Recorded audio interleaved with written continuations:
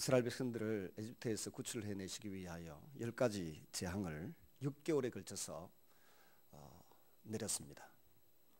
그 10가지 재앙이 내려질 때 하나님께서 왜 그렇게 오랜 기간 동안 에집트 사람들을 괴롭게 하고 힘들게 하면서 멸망시키고 또 이스라엘 백성들을 구출할 때 한 방에 구출해내시지 왜 그렇게 길게 하셨을까? 참 지겹고 피곤하고 지루했겠다 싶은 그런 생각이 듭니다. 그에 대하여 우리가 일반적으로 생각해 볼 수 있는 것은 첫째, 하나님의 오래 참으심을 보여주는 현장입니다. 하나님께서 오래 참으시는 현장을 보여주고 계십니다. 특별히 에집트 사람들은 10번까지 세고 참는다고 합니다. 인내의 한계를 10번까지 두는 겁니다. 우리는 이 방석도 몇 개 더 까세요. 준비를 하나도 안 해놓은 것 같아요. 우리는 3세번까지 참아준다, 3세번까지 기다려준다, 삼진 아웃 이런 표현을 쓰지 않습니까? 그런데 에집트 사람들은 하나, 둘, 셋, 넷, 다섯, 여섯, 일곱, 여덟, 아홉, 10번까지 참아준다, 그런 말을 습관적으로 입에 달고 있는 사람들이었습니다. 그러니까 하나님께서 10번을 참아주신 거죠. 9번 참아주고 10번째 이제 혼을 내시는 겁니다. 그 심리를 가만히 우리 인간편에서 생각해 보면 하나님이 자기를 낮추시는 거예요. 그 에집트 사람들의 수준에 걸맞게 징계를 하고 심판을 하는 겁니다. 그래서 단칼에 끝낼 수 있는 하나님의 능력이 있지만은 오래 참으시고 인내하시면서 회개할 수 있는 기회, 구원받을 수 있는 기회, 하나님의 은혜를 입을 수 있는 기회를 지금 주고 계시는 것입니다. 베드로후서 3장 9절에 보시면 주의 약속은 어떤 이에 더디다고 생각하는 것 같이 더딘 것이 아니라 오직 너희를 대하여 오래 참으사 아무도 멸망치 않고 다 회개하기에 이르기를 원하시느니라 그랬습니다. 여기 오래 참다라고 하는 말은 오래 고통을 당하신다는 뜻입니다. 그래서 long suffering 이렇게 되어 있습니다. 오래 참음이 영어로 볼 때 long suffering, 그래서 이제 오랫동안 고통을 겪는 것, 하나님이 긴 고통 끝에 자기 백성들을 회개할 때까지 구원 얻기까지 기다려주고 계시다는 것입니다. 그런데 이 하나님의 기다려주심을 우리가 잘 이해를 못해서 늘 하나님 마음을 아프게 해드립니다. 이스라엘 백성들이 지금 9가지 이제 재앙까지 당하면서도 하나님의 사랑을 깊이 다 깨닫지 못하고 있습니다. 에집트 사람들도 역시 하나님의 사랑을 깊이 다 헤아리지 못하고 있습니다. 그 가운데 여러분 가만히 생각해 보세요. 왜 이 하나님이 재앙을 내리신데 그 종류를 하나하나 다 분석해 보면 하나님 주신 선물들입니다. 나일강도 하나님 주신 선물이고, 개구리도 하나님이 주신 선물이고, 파리도 하나님 주신 선물이고, 이도 필요해서 하나님 주신 선물이고, 가축도, 우박도, 가축도, 뭐 채소도, 심지어 태양도, 그 다음에 장자 아들도 하나님 주신 선물이에요. 근데 사람들이 그 하나님 주신 귀한 선물들을 헤아리지 못하는 것입니다. 역사가 헤로도투스라고 하는 사람은 그 페르시아 전쟁상가를 쓰면서 나일강 유역을 한번 뒤둘러보고는 딱 한마디로 에집트를 이렇게 정의했다고 합니다. 에집트는 나일강의 선물이다. 나일강 덕택에 에집트가 풍요롭게 먹고 사는데 나일강을 주신 분이 하나님이신 줄 그들이 몰랐던 것입니다. 그래서 나일강을 시키는 이상한 엉터리 신을 3개를 만들어 놓고 그 신을 섬기면서 살고 있었어요. 근데 하나님이 나일강에 그 물을 전부 피로 만들어 놓고 나니까 나일강을 지킨다고 믿는 3가지 신이 전혀 무기력했고 힘을 발휘하지 못했고 능력을 발휘하지 못했어요. 그래서 하나님이 그 나일강을 지킨다고 생각하는 에집트 사람들의 신들을 이긴 것이 되는 거죠. 처벌한 것이 됩니다. 나일강만 선물이 아닙니다. 많은 것이 하나님의 선물이에요. 개구리가 있어야 모기도 잡아먹고 파리도 잡아먹을 거 아닙니까? 하나님의 선물이에요. 근데 그 개구리가 자신들이 여인들이 아기를 많이 낳게 해주는 풍요의 여신, 뭐 다산의 상징이 되는 신이다 그래가지고 그걸 섬기고 사니까 너가 그 신 한번 많이 한번 경험해봐라 해가지고 에집트 전체에 그냥 막 침상에까지 밥그릇 물그릇 항아리에까지 개구리들로 가득 차도록 그렇게 하나님이 역사를 하셨던 것이죠. 여러분, 우리가 어디 해외에 갔다 오거나 멀리 갔다 오면 가정의 자녀들을 위해서 선물을 사옵니다. 저도 일찍이 해외를 이렇게 가게 됐는데 우리 아이들이 어릴 때 갔다 오면 저희 집에는 제 아내부터 치마 두른 사람이 4명인데 4명. 도대체 남자는 치마 두른 사람들이 뭘 기대하는지 아직도 잘 모르겠어요. 아직도 한 30년 살았는데도 잘 모르겠더라고요. 그래서 선물 사오기를 기다리는데 이제 머리를 썼죠. 중국 가서는 짝퉁을 사오고 또 딴 데 가서도 뭐 봐도 보니까 전부 다 외국 나가니까 그 당시에는 1,000원밖에 안 하고 뭐 2,000원밖에 안 하는데 그거 사다 줘 봤자 욕만 실컷 들을 것 같고 아이들도 별로 좋아할 것 같지 않고 사올 게 없는 겁니다. 하다못해 우리 아이들이 어릴 때 초등학교 다닐 때는 그 비행기에서 주는 그 슬리퍼 있어요. 그걸 뜯지 않고 비닐봉투에 들어있는 그대로 가져와서 그 가방에서 꺼내가 주면 우리 막 둘째 좋아가지고 그걸 신고 팔짝팔짝 뛰는 겁니다. 아빠가 자기 실내 슬리퍼 사왔다고. 뿐만 아니라 호텔에 가면 또 고급 호텔에 가면 그 실내 슬리퍼 주지 않습니까? 그것도 가져와서 주는 겁니다. 주면 아이가 그렇게 좋아하는 겁니다. 그래서 주로 이제 그런 종류를 사가지고 산 게 아니라 주워다가 선물이다 하고 주면 좋아하고 그랬는데 나중에 이제 지가 중학교 1학년 때인가 그 필리핀 갔다 오더니 그걸 보고는 와가지고 아빠한테 이때까지 쏘갔다고 나오는 거죠. 그 뒤에 이제 비싼 걸 좀 또 사와야 되는데 집에 들어오면 많은 목사님들이 비슷한 설교에 보니까 비슷한 이야기를 많이 하더라고. 애들이 아빠를 반기는 게 아니고 아빠가 들고 온 가방 안에 든 선물을 반기고 기대하는 겁니다. 그러면 대부분의 아버지들이 속상해하고 내가 뭐고 내가 어디 뭐 선물 사다 주는 사람이가 애비가 있으면 선물은 필요하면 그때그때 다 자기들 차지가 되는데 왜 그러느냐 그런 마음이 들어서 허전한 마음을 느낀다 하잖아요. 지금 하나님께서 에집트 사람들에게 나일강도 선물로 주고 다 아들도 장자도 선물로 주고 다 줬어요.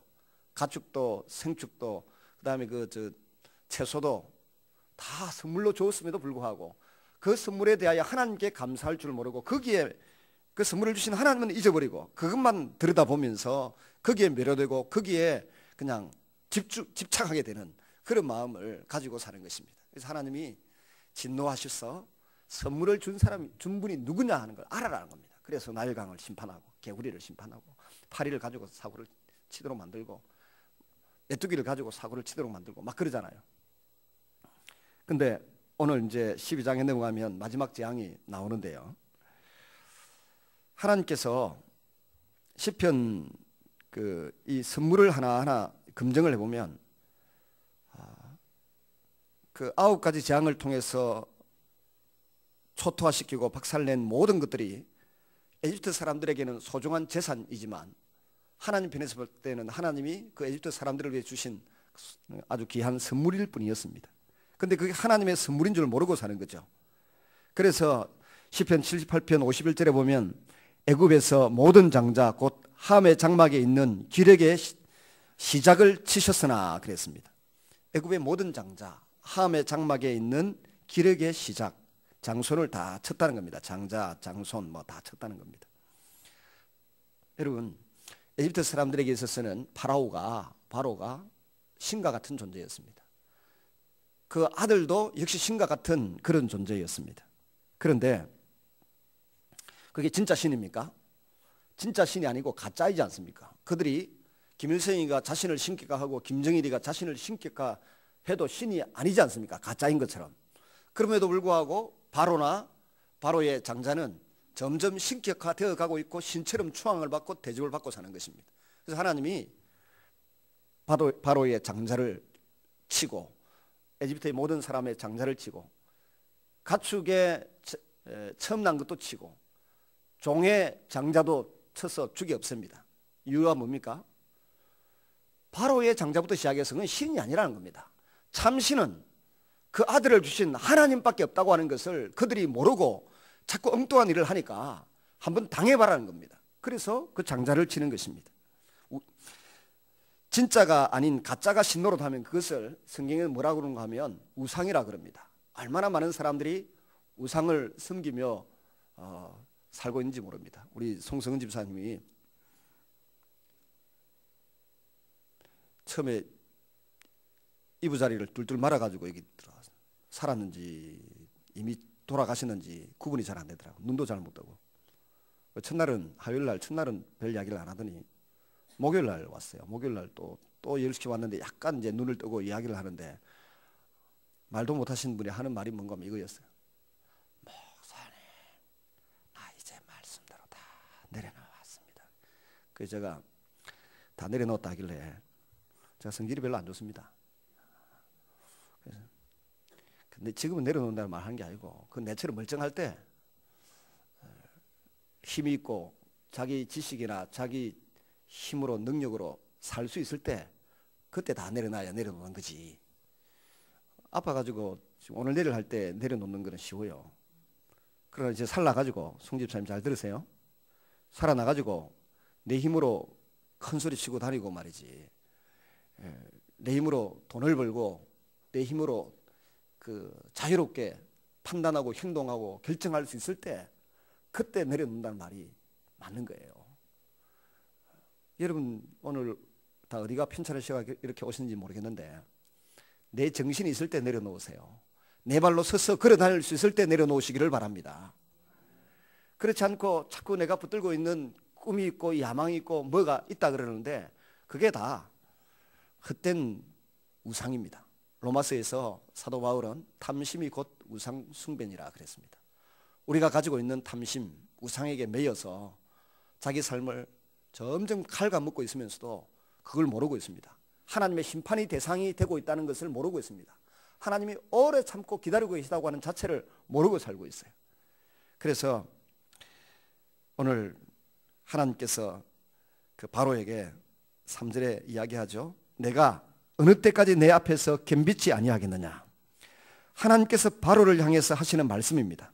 이 말씀에는 하나님이 바로에게 요구하시는 것이 무엇인지 담겨 있습니다. 그것은 하나님의 말씀을 겸손히 수용하고 마음에 담으라는 것입니다.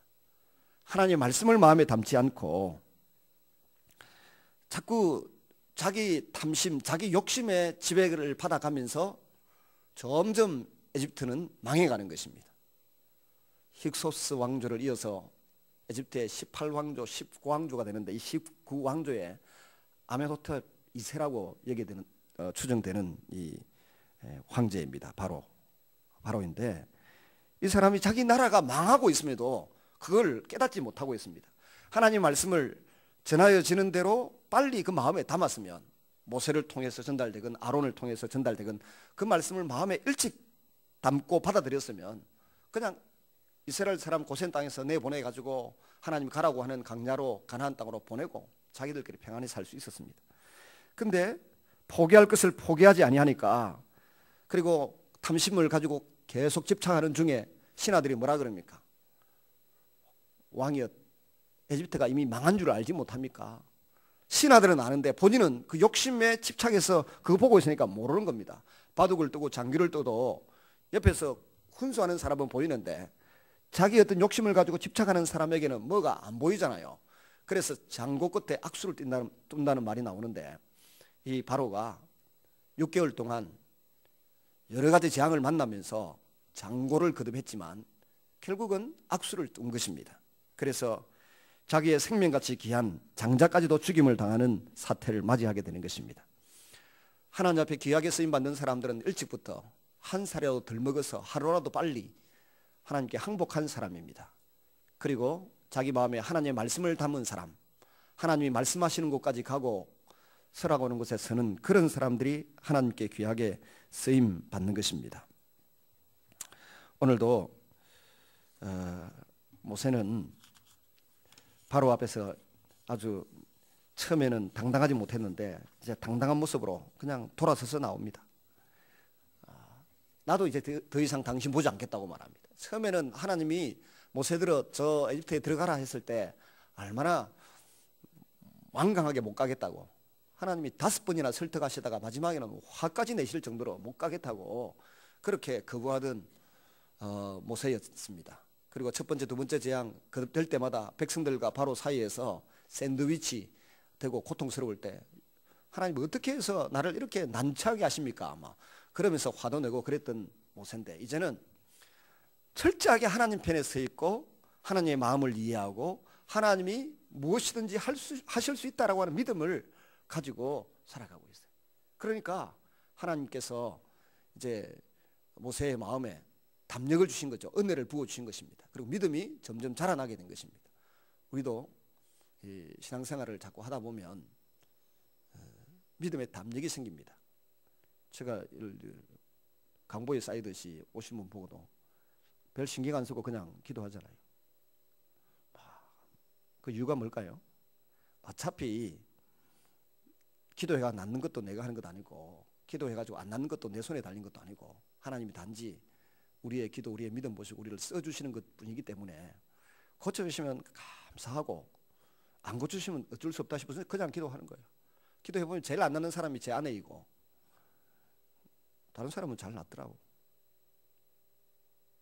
여기도 지금 오늘 또 와 계시는 우리 최영자 권사님 와 계시는데 폐에 종양이 이렇게 가슴에 있었는데 삼성병원에 가서 지난 토요일 날 검사하니까 이게 쪼그러들고 사라져버리고 작은 것만 몇 개 염증 있는 것만 남았다고. 지금도 와 계세요. 제일 먼저 나오세요. 기도하시는. 여러분, 하나님이 하실 분입니다. 우리는 하나님이 하시는 일에 믿음으로 손을 빌려드리고 마음을 빌려드리고 입술에 선언을 빌려드리고 기도에 우리 자신을 내어드리는 것입니다. 그럴 때 하나님이 일하시는 것을 경험하게 될 줄로 믿습니다. 모세도 자꾸만 하나님의 대언자가 되고 하나님의 도구로 이 일을 제일 하다 보니까 믿음이 점점 강해지고 확실해졌어요. 저도 벌써 한 5, 6년 이상 이렇게 하다 보니까 이제 두려움도 없어지고 뭐 겁도 없어지고, 나오면 하나님이 하고 안 나오면 하나님이 안 하시는 거고, 이런 핑계를 대가면서 그냥 계속 하는 겁니다. 하다 보니까 같이 기도하던 우리 장로님도 이제 뭐 은사가 나타나가지고 사람들이 낫고, 또 저와 함께 친하게 지내던 목사님들도 그냥 은사가 나타나가지고 뭐 포항의 그 창포교회 같은 데는 부흥회 한번 했는데 하고 난 뒤에 목사님 뭐 은사가 나타나가지고 난리라. 교회 개척한 지 몇 년 되지도 않는데 교회 땅 사고 교회 새로 짓는다고 지금 난리.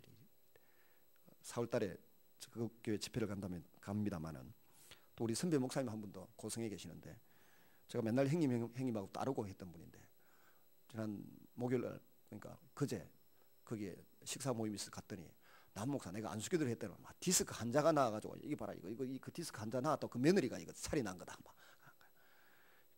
여러분, 재짓는 깡패들하고 같이 하면 깡패가 되고 조폭 이론이 되고요. 학생들하고 공부 잘하는 학생들하고 같이 가까이 하면 공부 잘하는 법을 배우게 되고, 야구하고 노는 아이들하고 같이 어울리면 야구 선수 되고요. 축구하면 축구 되고, 성령의 사람과 기도의 사람과 함께 자꾸 어울리고 기도하게 되면 그 역사가 그대로 나타나게 되는 줄로 믿으시기를 바랍니다. 기도하는 사람들과 어울리고 말씀을 들여다보고 믿는 사람들과 함께 어울리고 복음을 전하는 사람들과 함께 어울려서 하나님 앞에 남은 생애를 모세처럼 귀하게 쓰임받는 그런 성도님들이 다 되시기를 주의 이름으로 축원합니다.